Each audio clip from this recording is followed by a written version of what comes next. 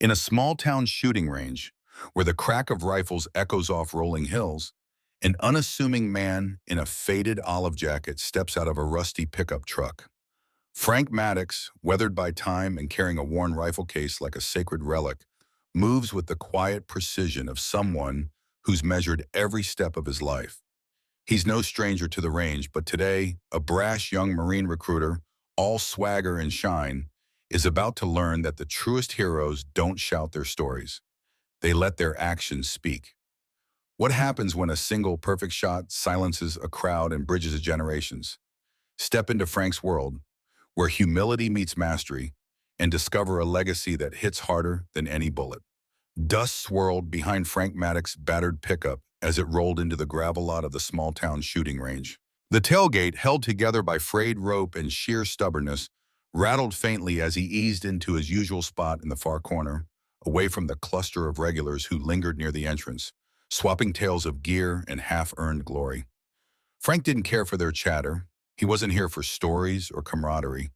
He came for the solitude, for the sharp crack of a shot echoing off the hills, for the moment when breath, trigger, and focus aligning to make the world fall away. Every Saturday before noon, rain or shine, he showed up, moving with a deliberate slowness that wasn't weakness but precision. Each step measured long before he took it. From the truck bed, he retrieved a worn leather rifle case, its brass zipper dulled by decades of use. No flashy patches or stickers adorned it, just the clean, weathered hide of something cherished, carried with the quiet reverence one might give a folded flag. Frank didn't dress to impress either. No tactical camo or custom ear protection. Just a faded olive jacket, well-worn jeans, and an old army cap. Its stitching frayed but proud, the kind that didn't need to shout its history. At the check-in counter, he nodded to the clerk, signing his name in careful, looping cursive before heading to lane 7, his usual. Nobody at the range knew much about Frank. Whispers floated among the regular. Had he served in Vietnam? Was he Special Forces? Someone swore he'd trained snipers at a base out west. But Frank never confirmed or denied the rumors. He didn't need to. To most, he was just the old guy with steady hands, and that suited him fine. His focus was on the rhythm of the range, the weight of the rifle, the cool metal under his fingers, the stillness before the shot. He wasn't here to prove anything to anyone, but today, someone was watching. The morning's calm broke with the crunch of tires on gravel. A sleek black SUV with spotless government plates rolled into the lot, a rare sight at this modest range. Out stepped Staff Sergeant Daniel Cruz, a Marine recruiter in his late 20s, tall and clean-cut, exuding confidence. His wraparound sunglasses glinted in the sun, and his tactical vest looked like it had been plucked straight from a catalog. Cruz was all energy, loud and unmissable, the kind of man who called everyone brother and clapped shoulders with a proprietary grin. He was here on orders from his station commander for outreach, scoping out the range's patriotic crowd for potential recruits. Cruz figured he'd make a splash, show off his skills, hand out a few brochures, and maybe inspire some young shooters to sign up. He unloaded his gear with theatrical flair, a custom rifle case, extra magazines, multicam gloves, and a GoPro strapped to his shoulder for good measure.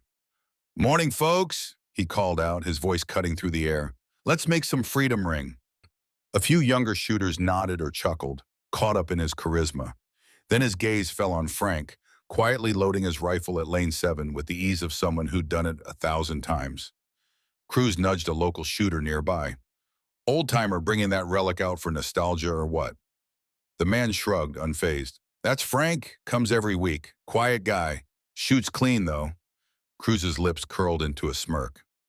"Let's see if he can handle the recoil without shaking something loose," he said, loud enough for his voice to carry. Frank didn't look up, just slid the bolt forward with a soft click, waiting for his lane light to turn green. Cruz claimed a lane 2 spots over, making sure everyone noticed. He called out wind conditions like he was briefing a squad, snapped his bolt with exaggerated swagger, and narrated his shots for anyone listening. "Dead center, textbook. That's how we do it, gents." He paused to glance at Frank, who remained still, his movements unhurried, his old bolt-action rifle equipped with nothing but iron sights, no bipod, No digital scope, no rangefinder. Cruz leaned back, muttering to a young shooter loading magazines nearby. Looks like he's prepping for a museum exhibit. The young man didn't laugh. He'd seen Frank shoot before. When Frank's lane light turned green, he exhaled slowly, his body a study in calm. He squeezed the trigger. Crack. The shot rang out sharp and clean, echoing off the berm. Cruz barely glanced over, unimpressed, until Frank's target slid back. One perfect hole, dead center. Frank didn't react, just chambered another round. Crack. Another bullseye. The cluster tightened with each shot. By the third, the shooter next to Cruz muttered, "You might want to stop talking." Cruz frowned, his confidence wavering. Frank kept going, firing 5 shots in total, each one deliberate. No hesitation, no second guesses. When his target returned, it looked like a single hole had been punched through it, precise and unyielding. Cruz pulled off his sunglasses, his smirk gone. He walked over slowly, trying to keep his cool. "You shoot like that on purpose?" he asked, forcing a grin. Frank shrugged, his eyes still on his rifle. "Only when I'm trying," he said, his voice calm, no trace of arrogance, just the quiet weight of truth. Cruz's gaze drifted to Frank's rifle, old but meticulously maintained, and then to the side of his worn range bag. There, stitched into the faded canvas, was a small, weathered patch. U.S. Army Sniper School. It wasn't flashy, just threadbare fabric, but it carried a weight that silenced the range. That patch wasn't bought, it was earned. Cruz's jaw tightened, the bravado drained from him. He cleared his throat, his voice softer now. You go through Fort Benning?" Frank didn't look up, wiping down his rifle with care. "A long time ago," he said evenly. Cruz stepped closer, his tone quieter, more respectful. "Sniper school's no joke. When did you serve?" Frank paused, his hands still for a moment before answering. 68 to 91, he said, his focus still on reassembling his bolt. Cruz blinked, doing the math. Vietnam, 3 tours.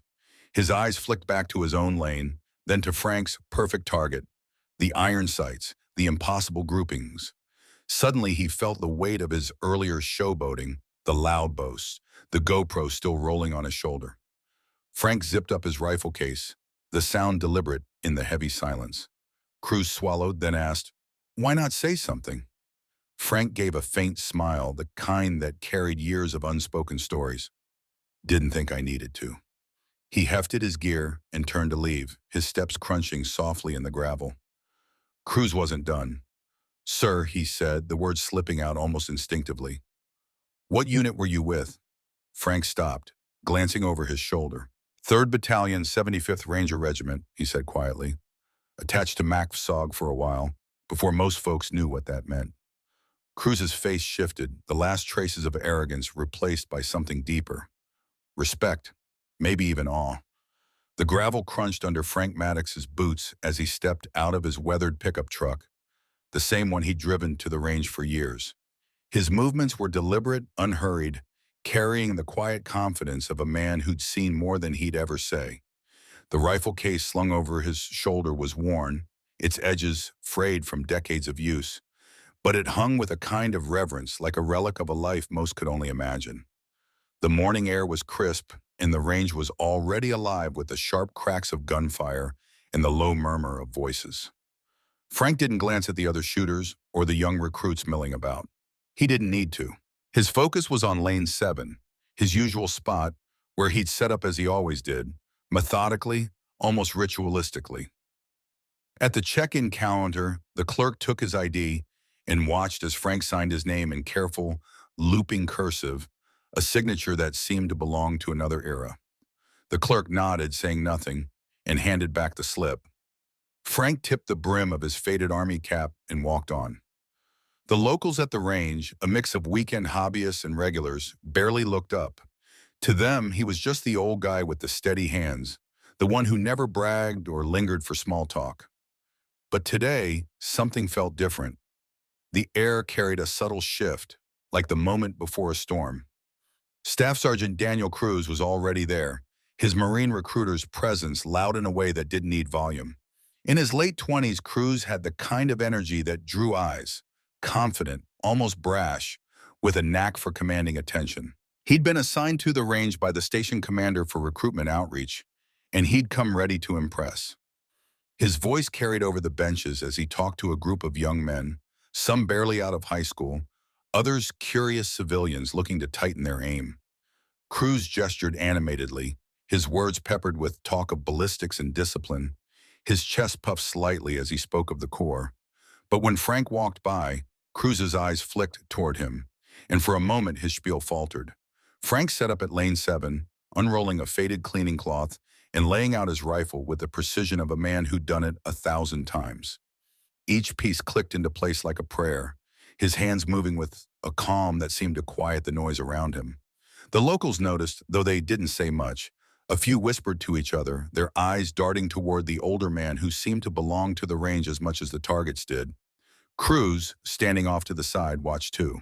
Last time he'd been all talk, all show, but today he was different, quieter, more observant.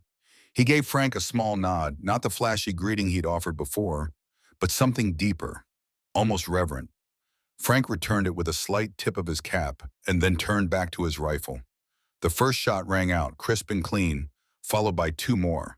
The range fell silent, not out of shock, but out of something heavier, respect, maybe, or curiosity. Cruz approached a group of young shooters, their faces fresh and eager, some dreaming of the Marines, others just chasing a straighter shot. He pointed subtly toward Frank, his voice low but firm. "That man over there? He could outshoot anyone I have ever seen.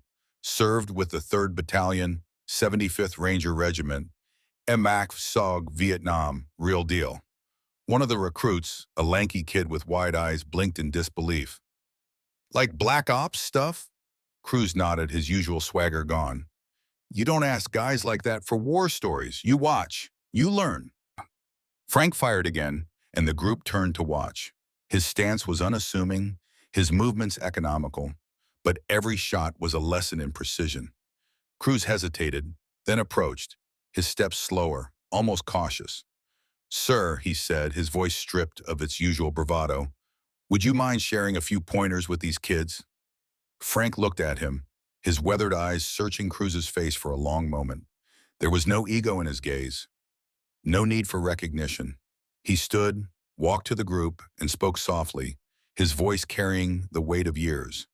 "It's not complicated," he said, taking a stance. "Breathe in, let it out slow. Don't jerk the trigger. Ease it, like you're asking it to fire."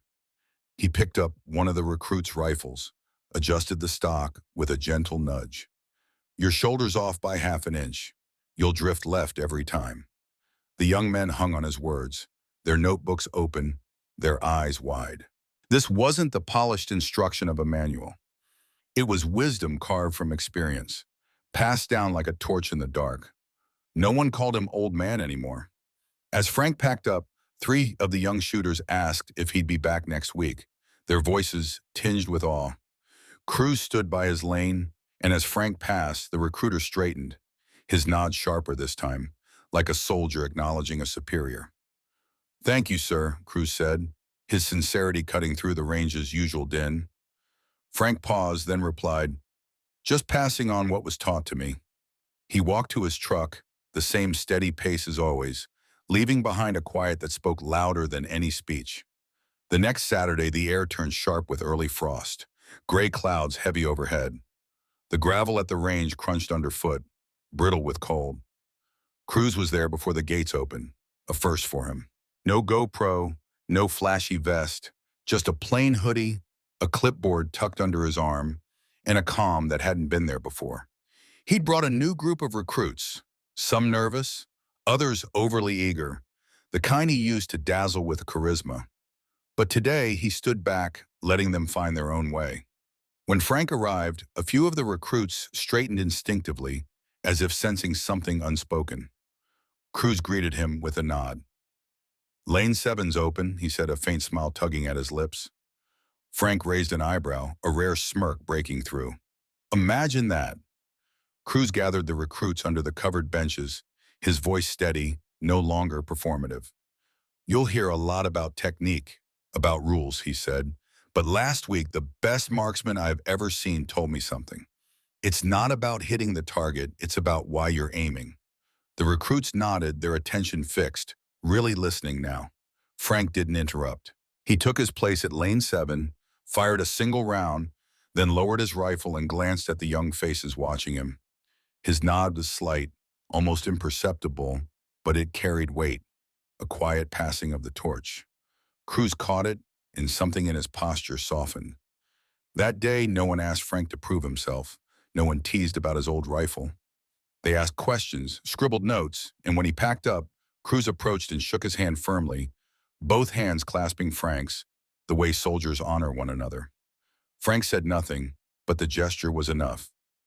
Weeks later, a plain envelope arrived at Frank's small house, no return address. Inside was a handwritten note from Cruz, the words firm and deliberate. Some of the recruits are graduating next week. We'd be honored if you'd stop by. Just a small ceremony, nothing fancy. We owe you more than you know. Frank nearly set it aside. He'd never been one for attention, but the handwriting, steady and purposeful, gave him pause. The following Saturday, he showed up at the range. Not in dress blues or anything formal, just his usual jacket, jeans, and that faded army cap. The ceremony was simple: folding chairs, a small podium, a few flags snapping in the wind. Families, friends, and a handful of local veterans sat quietly. Cruz stood at the front, looking sharper than usual but still grounded. He called the recruits forward, handed out certificates, and offered each a handshake and a quiet word. Before dismissing them, Cruz turned to the crowd.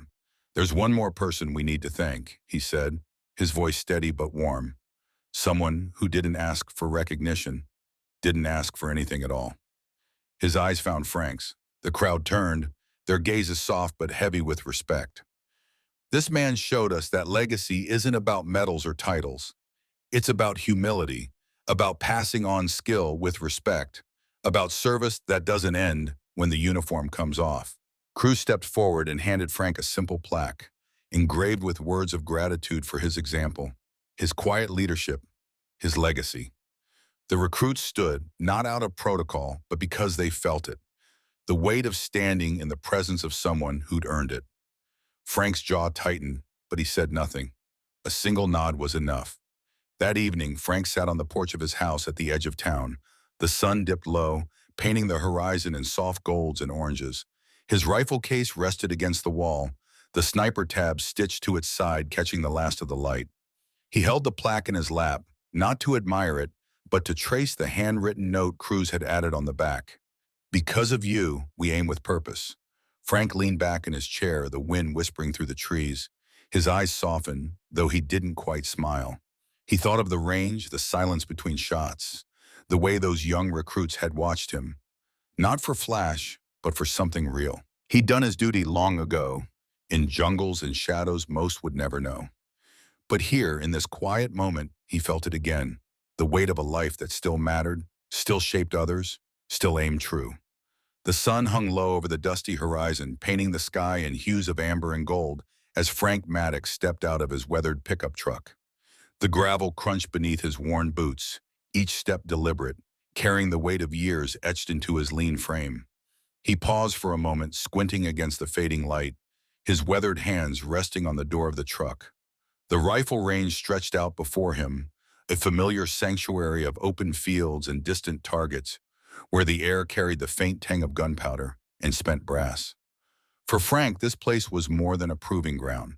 It was a quiet refuge, a space where the past and present blurred into something manageable, something he could still control. He reached into the truck's cab, his fingers brushing against the cracked leather of his old rifle case. The weight of it felt like an extension of himself, a relic of battles fought and choices made. Slinging it over his shoulder with a practiced ease, he adjusted the strap and turned toward the range's check-in shack. His movements were unhurried, deliberate, as if each step was a meditation, a way to ground himself in the present while carrying the ghosts of his past. Frank Maddox, a graduate of the U.S. Army Sniper School, had served in the jungles of Vietnam with the 3rd Battalion, 75th Ranger Regiment, attached to the secretive MACV-SOG. Those years had shaped him, carved lines into his face, and left a quiet intensity in his gray eyes. He didn't talk about it, not because he couldn't, but because words never seemed to capture the weight of what he'd seen and done. At the check-in counter, the clerk, a young man with a bored expression and a faded ball cap, barely looked up from his clipboard. "Name and slot," he muttered, pen hovering. Frank slid his ID across the counter, his cursive signature flowing onto the sign-in sheet with the same precision he applied to everything else. The clerk glanced at it, nodded, and handed back the card without a word. Frank didn't mind the silence. It suited him. He stepped away, rifle case in hand, and made his way toward the firing line, where the day's rhythm was already taking shape. The range was alive with the sharp cracks of gunfire and the low hum of conversation. Local shooters, regulars who knew the place as well as Frank did, milled about, their rifles propped against benches or cradled in their arms. Some nodded in his direction, a quiet acknowledgement of a familiar face. Others were too focused on their targets, their scopes glinting in the sunlight as they adjusted for wind and distance. Among them, a group of young recruits, barely out of high school, their faces a mix of bravado and uncertainty, clustered near the benches, watching the action with wide eyes. They were here to shoot, to learn, and maybe to impress the man in the crisp Marine Corps uniform standing nearby. Staff Sergeant Daniel Cruz was impossible to miss. In his late 20s, with a square jaw and a voice that carried over the range, he exuded the kind of confidence that came with youth and a uniform pressed to perfection. His recruiter's badge gleamed on his chest, and he moved with the swagger of someone who knew he was being watched. The station commander had sent him here to scout talent, to find young men and women who might be molded into Marines.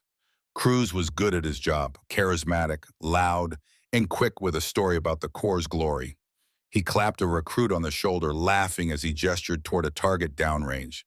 "That's what I'm talking about.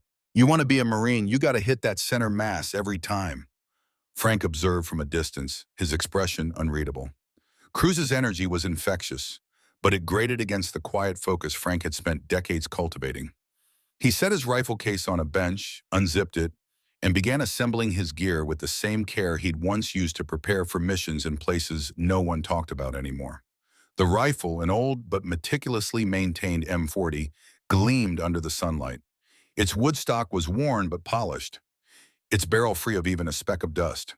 Frank's hands moved with muscle memory, checking the scope, the bolt, the chamber, each motion a ritual that anchored him.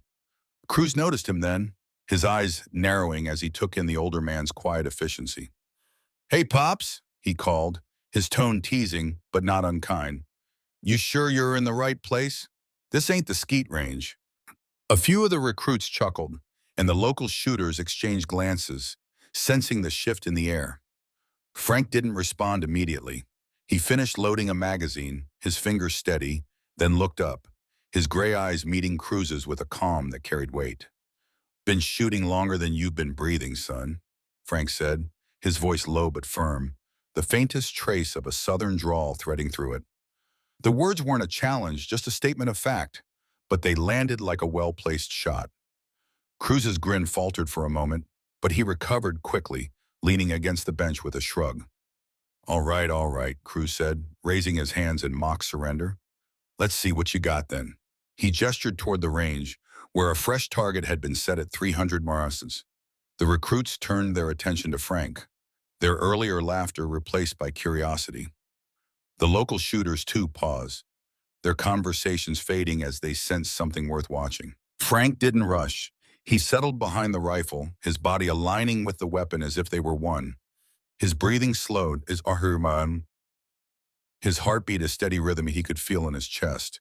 The world narrowed to the target downrange, the crosshairs sharp against the black silhouette. He adjusted for the slight breeze, his mind calculating distance and drop without conscious thought. This was what he'd been trained for, what he'd lived through, moments where precision was the difference between life and death. The range wasn't Vietnam, but the feeling was the same. Control, focus, clarity. The first shot rang out, a clean crack that echoed across the field. The target shuddered, a hole appearing dead center. Frank didn't flinch, didn't smile. He worked the bolt, chambered another round, and fired again. Another perfect hit, then another. The recruits watched in silence, their earlier bravado replaced by awe. Even the local shooters, who'd seen Frank shoot before, nodded to each other, their respect unspoken but clear. Cruz's expression shifted, his earlier cockiness giving way to something else. Curiosity, maybe even admiration. He stepped closer, peering through a spotting scope at the target. "Damn," he muttered almost to himself. "That's some shooting." He straightened, looking at Frank with new eyes. "Where'd you learn to shoot like that, old man?" Frank didn't answer right away. He ejected the spent magazine, set the rifle down, and leaned back, his hands resting on his knees. The question hung in the air, heavy with the weight of memories he rarely shared. Finally, he looked at Cruz, his gaze steady. "Vietnam," he said simply. "3rd Battalion, 75th Rangers. MACV-SOG."